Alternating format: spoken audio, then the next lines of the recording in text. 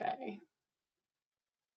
Okay, hi everybody. I am Cynthia Curson, most of you know, and I've decided one of the ways that I can help with everybody trying to navigate this new normal, I would just, share what I know for free.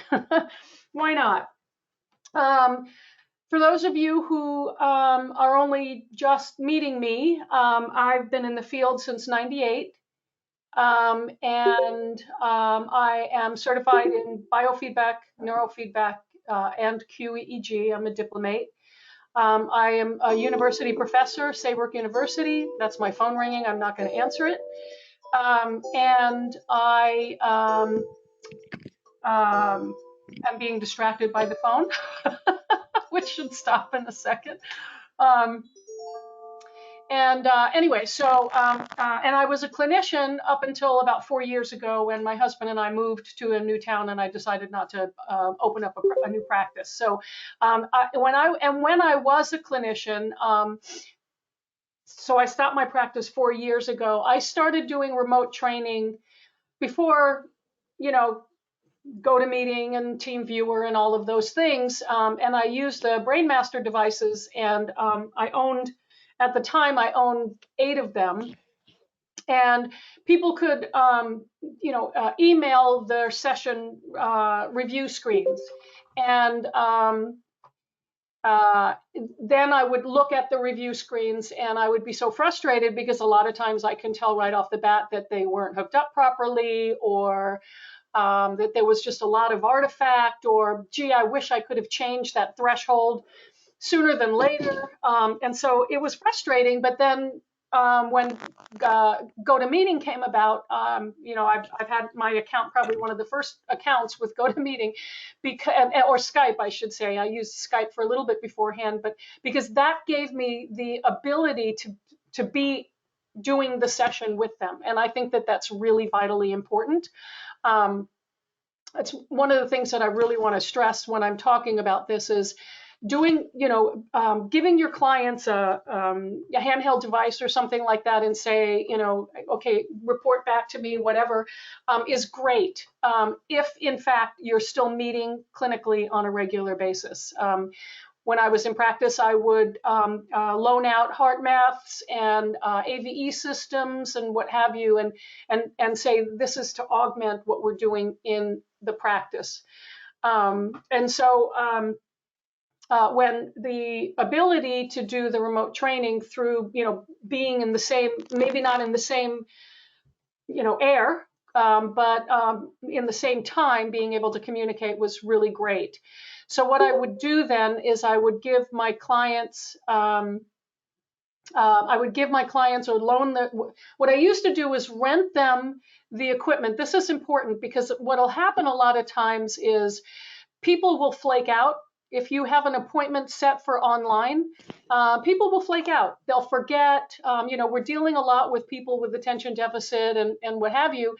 And so we will often, it'll be frustrating because we'll be setting up, we'll be all ready and prepared to go for them. And then, they won't show up. It's different than getting in their car and knowing they have an appointment and that kind of thing. So be prepared for that to happen and try to really guide your clients through the importance of being there, even though they're not actually being there. And so what was also a great feature with GoToMeeting was being able to take over the client's screen. That's really important. Even if it's a device like a simple device like HeartMath or something like that, even if it's that, being able to manipulate their screen is vitally important. So it's, you guys have all figured out how to get onto GoToMeeting. That's step number one. When I've taught things like this in the past, and when you're working with your clients, they may not have the knowledge of using GoToMeeting or something like that. So you're going to have to think about that as part of your process in preparing them for doing online stuff. Let's see, any Any questions around that aspect of preparing for doing the remote training with your clients? Okay. All right, good. So, okay, so that's great because we've all evolved to, meeting online. So that's good. Okay, so when you're first asking, your clients to hook themselves up, they're going to have to learn how to do that. And so right now, I mean, this may last for only a month, but then there is some fear that some people are like, well, it might only last for a month, but I think I'm going to still be nervous about touching, 10 people a day or however many people you see in a day. Because, people are naive. They don't know that they have COVID-19 and they're passing it along, or whatever the next thing will be, whatever the next bug that will appear, right? We all are now going to have that little bit of PTSD, or maybe even a lot of PTSD if you know people who've gotten very sick, or maybe even, God forbid, passed away.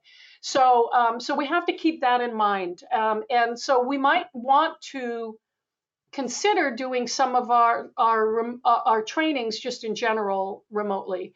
What I used to do was I would do the assessment, and so they've gotten their brain map or done their psychophysiological stress profile, and then I would do another session or two with them, and then I would do remote training. I did remote training all over the world. I did remote training a mile away from my house because it was more convenient for the kid after school to just go home rather than try to show up in my office because both of his parents worked. For ambulatory and non-ambulatory, it'll be a great thing that you're learning not only to get through this crisis but also for going forward.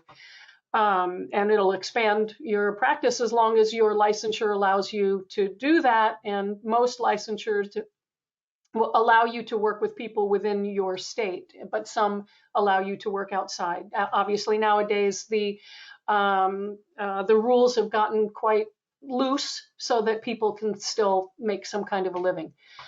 So the assessment part is going to be the difficult part. I would suggest, obviously, don't take new clients at this point because it's really important to do an assessment. And they're not going to have what I assume you all have in your practices, which is sophisticated equipment in which you can do an assessment and then have them use less sophisticated and less expensive equipment outside. I'm going to guess. I want to get a show of hands or a yay or some way. I'd like to know how many of you have enough systems where you would be able to loan systems out, and then which of you are going to be looking at what systems can I buy really quickly that aren't that expensive that I can work with my clients. So if I can get a sense about that, if you all don't mind chipping in an answer, text it, or what do you call, chat it, or whatever. Well, I just had a client buy a 2-channel BrainMaster to set up at home, so we're waiting to set that up. Okay. I've been doing home sessions with HeartMath, HRV. It's not my favorite platform, but it's very intuitive for clients, and am considering adding AVE as something I would do as well. Mm-hmm. Okay. Anyone else? Oh, telephone, please. I'm going to mute myself for a second and just get this because it's somebody calling me right back. I'm sorry.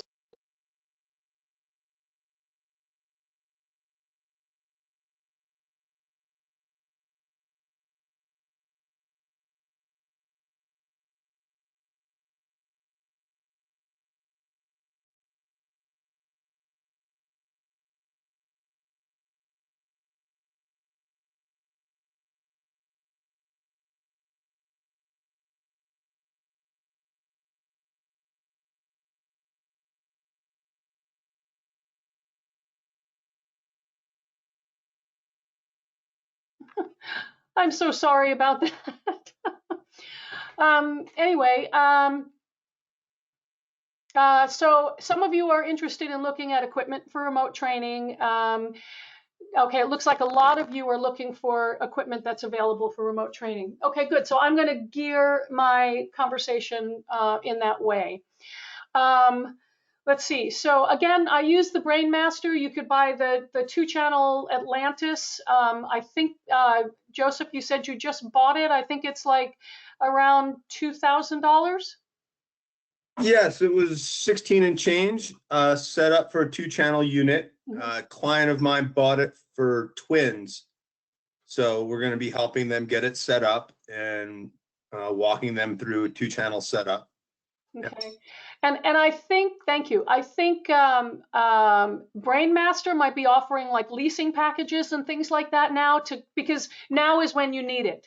And I know that some of you might be thinking, well, you know, I might need it right this second, but I'm not going to need it in 2 months or something like that. You'd be surprised. You can end up doing a lot more remote training, and it's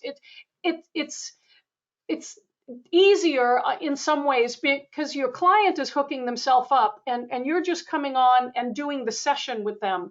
And so at the beginning, I gave them a reduced rate, but as time went on, people were more interested in doing remote training. People, you know, getting in the car, you know, having to babysit their kids, you know, and all this kind of stuff. It ended up being more favorable to do the sessions remotely, and so I ended up charging the same fee for the remote trainings as I did for clinic sessions.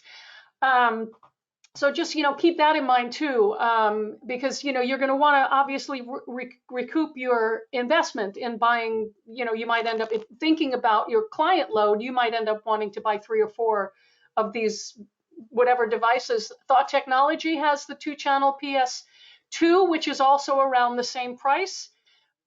With the Thought Technology, you can even add peripheral measures. The thing is, what you have to do is you have to get your client to download the software onto their computer. And thankfully, all of these softwares are free. They obviously don't work unless you have the hardware to tie in with the key code and all of that, but you can do that. There's also the Eager software that you can purchase that's not very expensive that will use a lot of the Thought Technology, BrainMaster, and I think they might. If any of you know, that'd be great. I think there's a third hardware that you can use with the Eager software. There's also the BioExplorer, but that's really complicated. But anyway, so you would first direct your client to download the software and then teach them how to use it, how to, you know, to some degree. But mostly you're going to be the one who is going to be manipulating the software because you're going to be taking over their keyboard and mouse. Okay, so then, so the thing about Thought Technology, like I said, is there's some peripherals that can be included with that because it's a little 4-channel device. There's also some newer systems out now that are much less expensive, not necessarily clinical devices, but, you know, functional just the same. And I'm gonna, let's see, I've got one of them here. It's not letting me turn it on, and I don't have my glasses here, so I can't even read what it says. Oh, I see. This is the Unite. I don't know if any of you have seen this. I'm going to show my screen. Oh, somebody's got, let's see, there's a couple of questions. I'm interested to learn ways to make remote units visible on my screen share. Okay, to try Interbalance, for example. Been using Zoom for confidentiality, others used. Okay, thank you for that. Let me answer that question. They have to download the software onto their computer. Or if it's an online system, then they will connect online. And I'm going to show you the Mindlift in a moment here. That is a really nice device for EEG. Let's see. GoToMeeting is HIPAA compliant, as is Zoom, as is this other one called Devo.me. I think that's what it's called. And I could look that up in a second to be absolutely sure. But all of these are HIPAA compliant. Skype is not HIPAA compliant, even though Skype will allow you to show the keyboard and mouse. And it's really easy with GoToMeeting to use to switch over to have. You can have anybody look, you can have somebody else be a presenter and somebody else take over their keyboard and mouse. It's gotten very advanced since I first started using it probably 6 years ago. Let's see. So the inner balance, again, your clients will, you can either give them the software or they could purchase it themselves. I started saying when my silly phone rang, I started saying, I used to rent systems because, again, people get a little bit flaky when they're, forgetting their online meetings and whatever. And what I would do is I would give a flat fee. At the time, it was $350 a month. I would give them a flat fee of $350 a month. If they did not miss a session, I wouldn't charge them anything. If they missed 1 session, 2 sessions, 3 sessions, I might charge them $300 or something like that. And I had sort of a pay scale thing because then otherwise people might end up just hoarding your equipment when you want to work with new people and things like that. So you want to give them incentive to stay focused and to come to the meetings. The other question I have here, what about licensing? Do we get a different one rather than the clinician's license for which, whoever that is, for which, neurofeedback, for which device are you referring to? Or any device? Are you there? Oh, BrainMaster. Okay, thank you. No, BrainMaster software, I'll show you where that is. I've got it right here. I'll show you my screen in a second.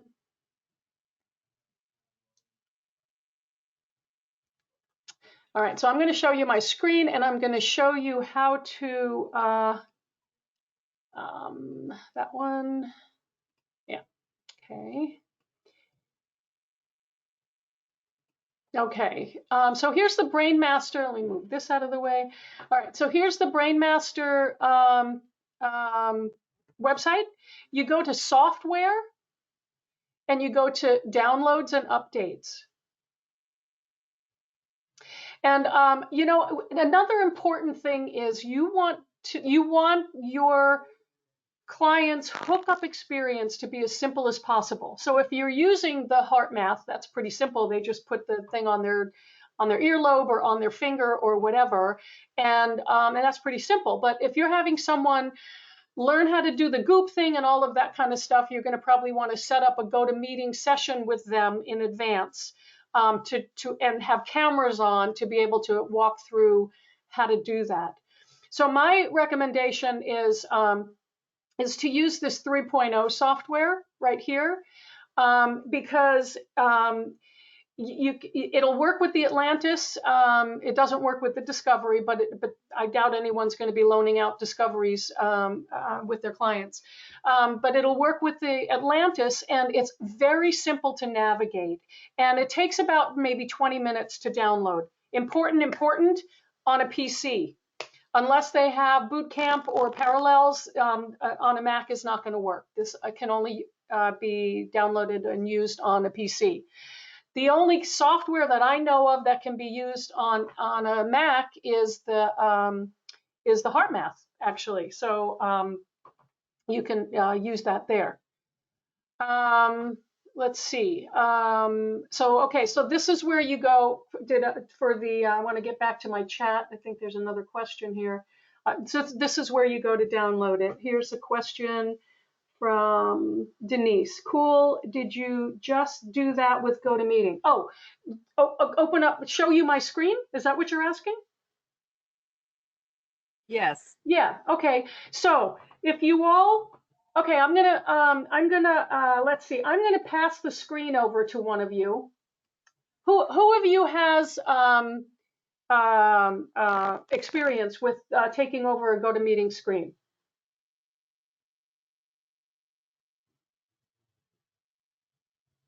Anybody? Nobody? Okay. All right. Well, then I will show you. I can try neurofeedback. Okay, that's share. Okay. All right, share. So what I do is, I see, I can't, the thing is, see, I just moved over my control panel for GoToMeeting, but GoToMeeting has it so that you can't see my control panel and I can't see yours. And so you can move those control panels around, by the way, because sometimes they'll overlap what it is that you're trying to show.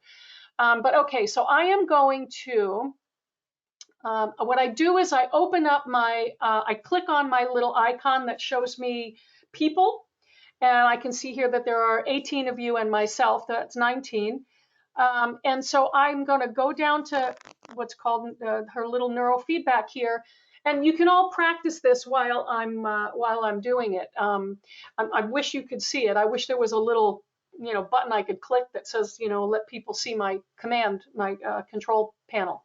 Anyway, I'm going to neurofeedback, and if I hover over neurofeedback or any one of your names, there's a little arrow to the right of her name, and it's a little down arrow that says click this, and you'll see more things.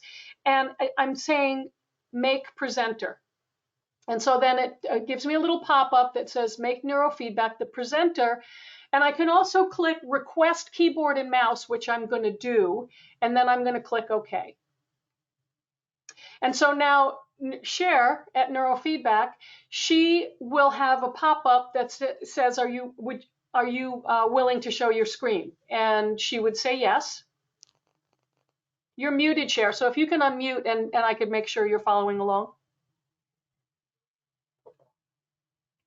I can unmute you too. Okay, so what she did was she just said, yes, I would like to show my screen. Now, I asked for keyboard and mouse. Now, I'm going to, let's see.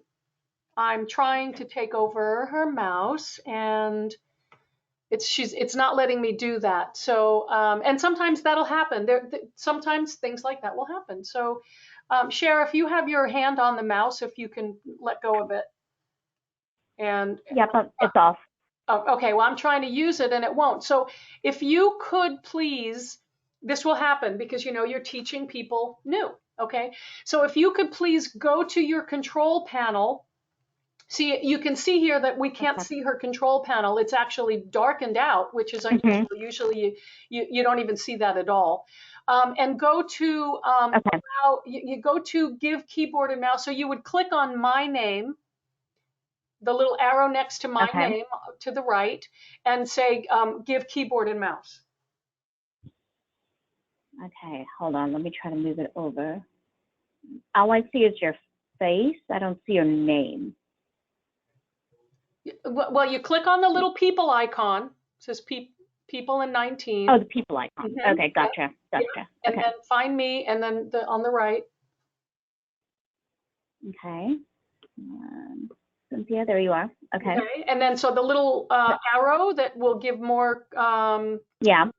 So click on. Got it. Make presenter. Mm-hmm. Oh, give keyboard and mouse. No, not make presenter. Give keyboard and mouse. You're the presenter right now. Okay. Yeah. Okay. Okay. Got it. Okay. So now I am controlling her mouse. You guys see that? I'm assuming, since you're all muted, that you all said, yes, I see it. Thank you. It's a miracle. So anyway, yeah, so that's what you do. And then I can see all of her GoToMeeting stuff is sort of blocked in black, which is not usually what happens. So I'm not able to, what I want to do, I'm going to ask her, well, I'm not going to do that because we don't really need to see her screen. But what I would do then is I would open up the software, whichever software it is, HeartMath, BrainMaster, Thought Technology, whichever one it is, and I will, then just sort of take over and do that. Now, some PCs will. So let's go. So now I'm going to go back and I'm going to take over being the presenter, and I'm going to make me the presenter now, and I'm going to show my main screen.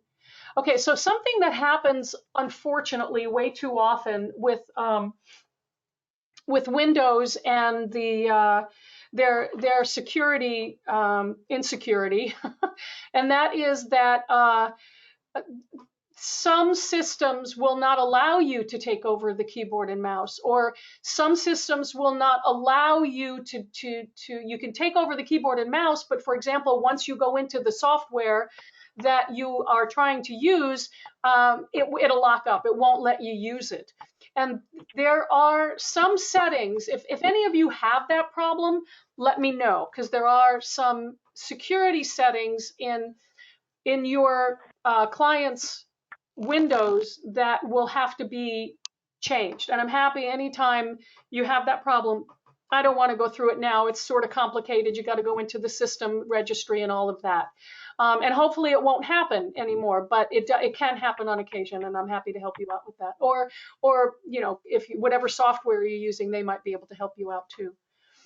Okay, so I covered BrainMaster. Yes, anyone can download this software for free, and you can actually play around within it, but it won't work without obviously hardware that needs to be connected to it. And that's pretty much true for all of the softwares, in that they need to link up. And so you're going to have to be prepared to work with your clients to get their hardware linked up with their software. And again, if anybody wants any help with any of that specific to that particular software, this is sort of an overview here. So, but I would be happy to help you out privately. The thought technology, I think you have to actually give them a CD with a code, and you'll need to have to get up to speed about how to link the hardware with the software. It's a little bit more complicated than with the BrainMaster, but you know, it's still obviously very doable. All right, any other questions about, we got 3 things in the chat here. Let's see. Okay. Oh, hi, Rebecca. I didn't know you were there. Let's see. Can she scoot the blacked out section over? Oh yes, she can do that. Yes, you can all practice. Just take your control panel, and you can see you can minimize it. It's got the 2 little arrows up at the top there. It's got the 2 little arrows that will condense your control panel. You can look at everybody's cameras or not. You can look at only who's talking. There's a lot of different variables, and it's worth playing around with. And Zoom is similar. Doxy.me. Thank you, Rebecca, Becky. Zoom, I use Zoom as well. But yeah, so they're all pretty similar, and they're all very, very functional. Okay, Rebecca says it's HIPAA compliant, but does not allow screen control. That's true. It doesn't allow screen control. That would be really Doxy, which is free, I think, would be set up only if you were doing talk therapy. So yes, you can take control. With TeamViewer, you can take control, but it doesn't have an audio component. And obviously the audio component to me is essential. You can call your client and communicate that way, but this is just so much. I think you can do a free trial of TeamViewer, whatever. I know that Zoom and what do you call GoToMeeting here? They're about $400 a year for a subscription, and you can only do 1 meeting at a time. So don't try and do it with a whole bunch of people unless you're willing to coordinate the GoToMeeting or Zoom schedule. Okay, here's another one. So would you send each patient an amp, electrodes, paste, and new prep? Yes. Or would you have them get them themselves? Yes, it depends. If Joe was just saying that he has a client who just bought a BrainMaster. That's great. I had 6. I actually loan them out to students. That's what I use those for now, for my students who are working on dissertations and need equipment and that kind of thing. And I'm grateful to be able to do that. So I would have them buy the electrodes, the paste, and the new prep, because you don't want to reuse the electrodes, and you don't know how they've treated the paste and the new prep. So you want to cover your bases that way. And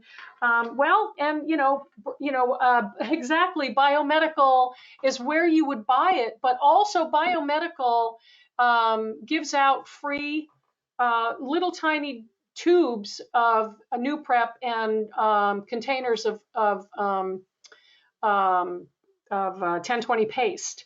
And so I would buy, or you get a Tupperware or something like that, and scoop some in, and you can even charge them for that. A little Tupperware would, if they're doing 30, 40 sessions, have a Tupperware that's the right size to accommodate how much 1020 paste they would use. That's kind of hard to do. I guess you could do it with new prep. I don't know if it would dry out if you put it in a Tupperware, but that's an option too. But I would have them buy the sensors. I bought a whole bunch of sensors, and I would have them buy those sensors and keep them. Because for one thing, your clients for EEG are not going to listen to you when you beg them to clean the sensors in a certain way and make sure that they don't corrode. They won't take care of the sensors in the same way that you would.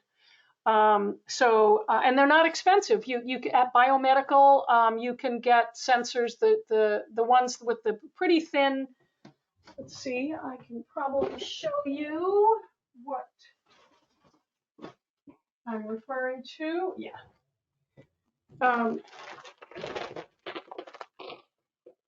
These guys are like, I don't know, 10, depends on how long you make the cord. I'm sorry, a little disorganized. Here we go. I don't see myself, so I'm assuming you can see this. But these are like, I don't know, $10 or $12 each. You can buy them in packets and whatever. This happens to be an ear clip.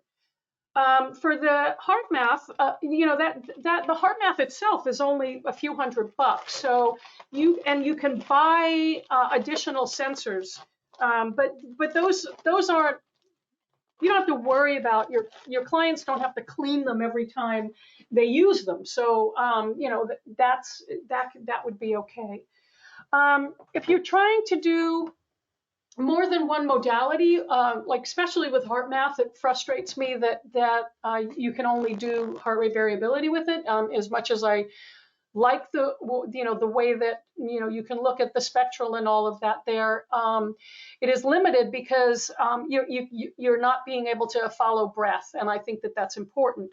So there's a device called the stress eraser that is a strain gauge that measures respiration. And if we had the luxury of doing an assessment in our office, we would be able to tell what their resonant breathing is and have them go off and practice their resonant breathing. But because Becky's saying ThoughtTech makes an awesome device called the TPS. Yes. Being in the field, when I got into this field, there were maybe 10 pieces of equipment that were meaningful. Now there's hundreds, and I just can't keep up with it. I don't know how anybody can. But, if I mention a device, by all means, there's got to be more than one of them out there, one type of them out there.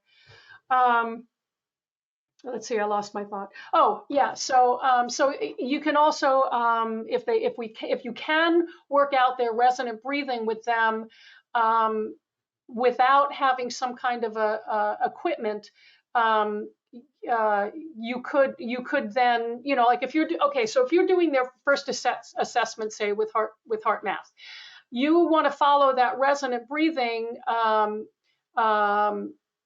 By looking at the spectral and trying to find everything fall into the low frequency, and then you can sort of assume what their resonant breathing is, and then they can get an app that looks at pacing their breathing. So that's an option. That's something that you can do as well. But so you've got to kind of be creative about how you can help your clients the best. What are we saying here, Becky? The device is affordable, but the software to run it is over $1,000 unless you pair it with an Android. It doesn't work with iPhone. Okay, so and yes, that's true. Yeah. So you're going to have to navigate where you should best put your dollars for sure. Joe, you can stumble through it manually with HeartMath if you have an M-Wave Pro. Well, yes, you have to use an M-Wave Pro. Thank you for reminding me of that. The M-Wave itself,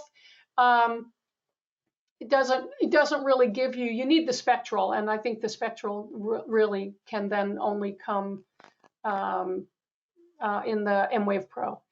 HeartMath does have a cell phone device. But that just has a pacer. It really it gives you kind of a not a perfect spectral.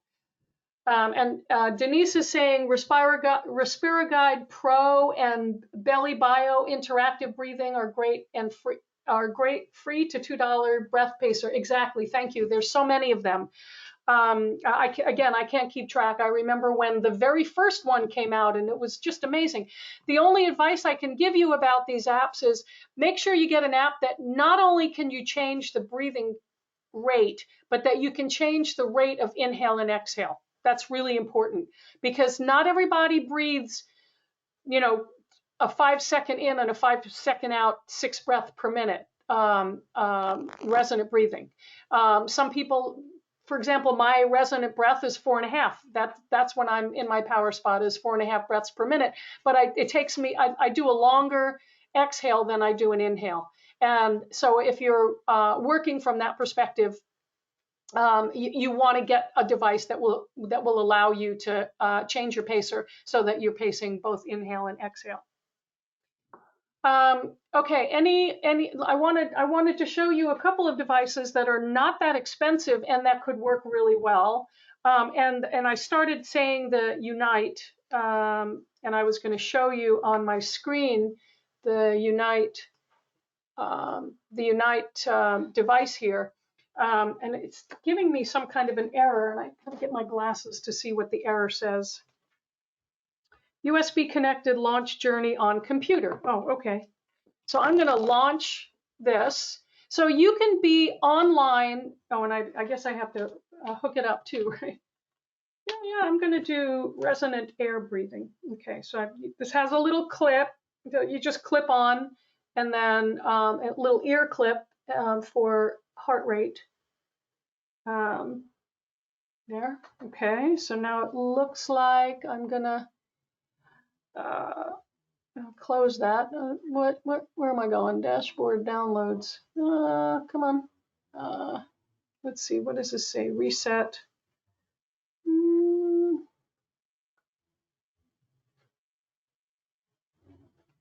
It's not giving me a place to start it. All right. I'm just grabbing one. Okay. So let's see. Is this gonna work now? There we go. Okay. I'm just grabbing one.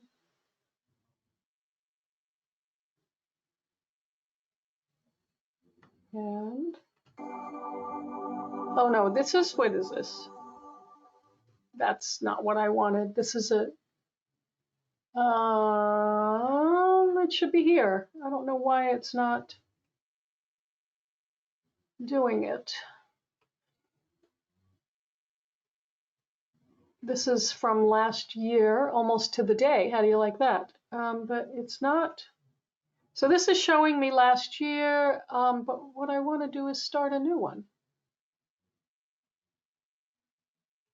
I don't know where it is. So anyway, my point, the main thing here, this is obviously looking at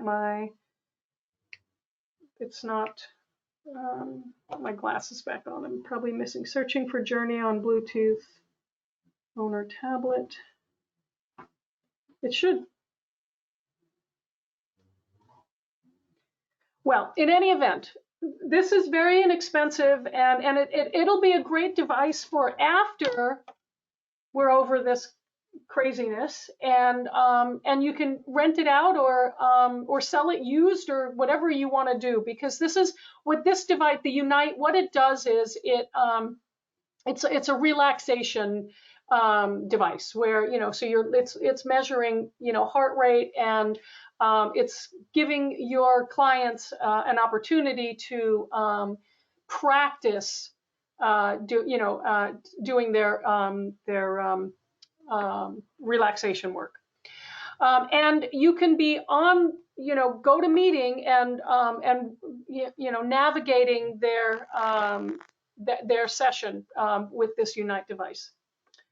Let's see, more stuff here. So this is similar to HeartMath, just an ear sensor for blood volume pulse. Yeah, HeartMath also has an ear sensor as well as finger photoplethysmograph. So yeah, you can use either one. Okay, so that's the Unite. The other guy that I want to show you is the Mindlift. Unplug it, because I was smart enough to charge it this morning.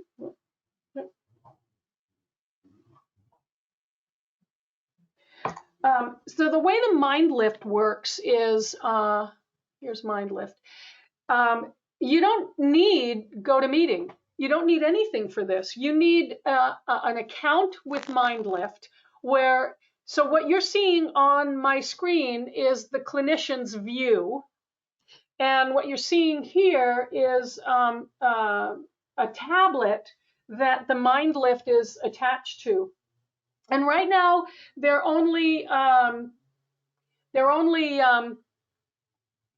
used with not an iPad. I don't think they have it set up for an iPad. But so this is a Lenovo tablet. And the way that it works is you use this Muse device. I don't know if any of you are familiar with Muse, and I was charging this for a while too. But you get it all set up. And what I really like about this one is that for those of you who are doing EEG, is that it gives you a wet sensor to use so that you're not only doing neurofeedback on the forehead, which is one thing I really disliked about the Muse. So one sensor and dry reference and ground. So one sensor, one little scoop of goop, one little cleansing of wherever you're putting the sensor. You set up their session on the internet, and they where'd it go?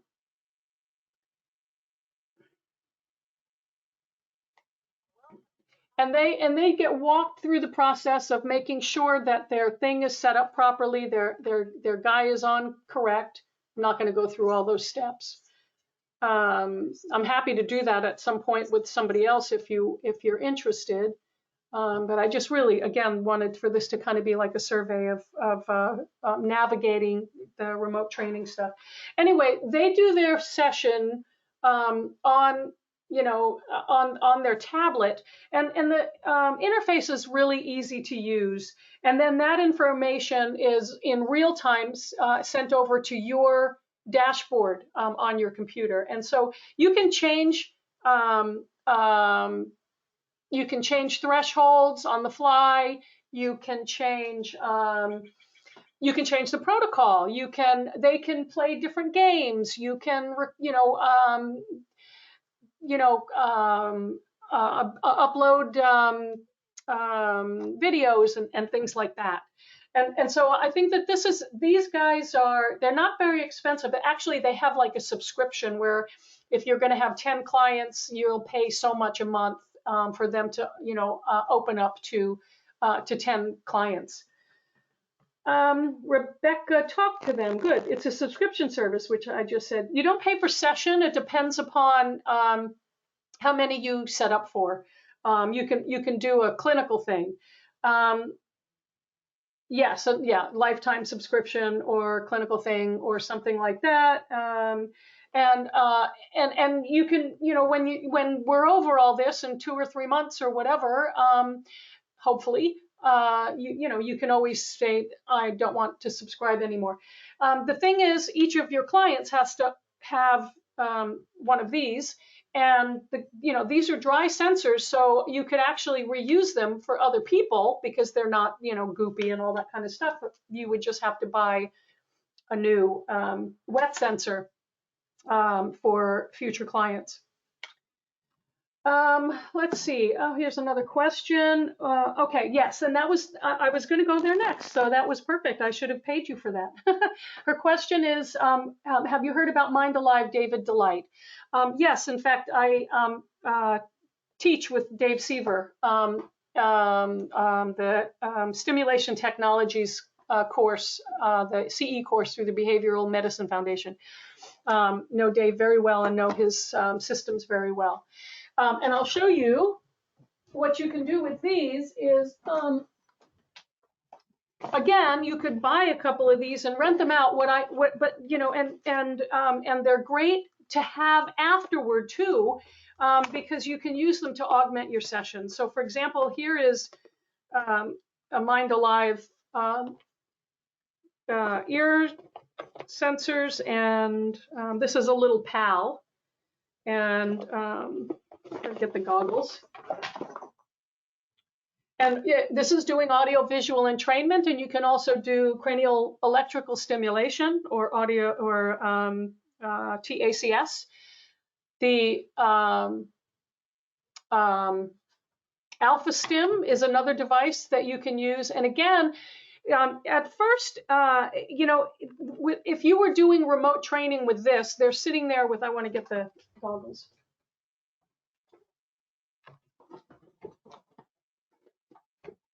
They're sitting there with goggles on, so there's not that much that you can do really, other than, oh, no, that's not it. I hope I have goggles. I have so much stuff, I never know what I have and don't have. Well,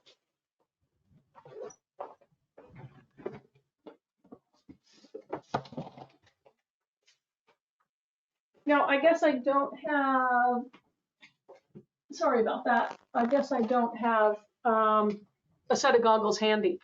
But anyway, so they're goggles. So there's only so much that you can do with them. Okay, so then you're saying, Becky's saying, I have several people on the AVE and CES. Yeah, there's only so much that you can do with them other than augment, making sure they're doing the sessions, because they can, there is software that you can put on your computer, and then you could monitor the sessions that they're doing, or do a check-in with them every few days for 10, 15 minutes to just stay connected with them and make sure that they, that they're actually doing their sessions and that they're working for them. If you were to wait 2-3 weeks for them to come back and say, or make a phone call and say, oh yeah, I got tired of doing it, and it was working. Well, maybe you want to change the protocol or something like that. So obviously, staying connected is really good for them, really good for your business, that kind of thing. I also give them mindfulness assignments and breath practice, of course. You want to do that whether you are doing remote training or not. Okay, so again, I just wanted for this to kind of be an overview and maybe help anyone who wants any further help on any of these devices. I'm happy to share and help you with that. A lot of these devices can be purchased through Biomedical. If you're unfamiliar with Biomedical, they're a really great company that help quite a bit with, they pretty much distribute just about any software, hardware that is available. And so they're a great resource. And I know that they're setting up this whole section on home units and things like that to help with getting people going. The important thing here is now is when you need it. You don't need it, in a month from now. Hopefully in a month from now, this too shall have passed. And that's it. Let's see, you can see the devices here, the little stress thermometers. Here's Mindfield eSense, which is skin conductance and also temperature. They have 2 devices, a little handheld thing. There's the David Delight. There's the goggles that I have around here somewhere. There's the heart math inner balance, the breathing to help for sleeping, actually. Obviously, you're not going to be connecting remotely with them for that, and so on. So you can take a look through here. But I want to just make sure, since we've got a couple of more minutes, that I've covered your questions about how to work with a client remotely.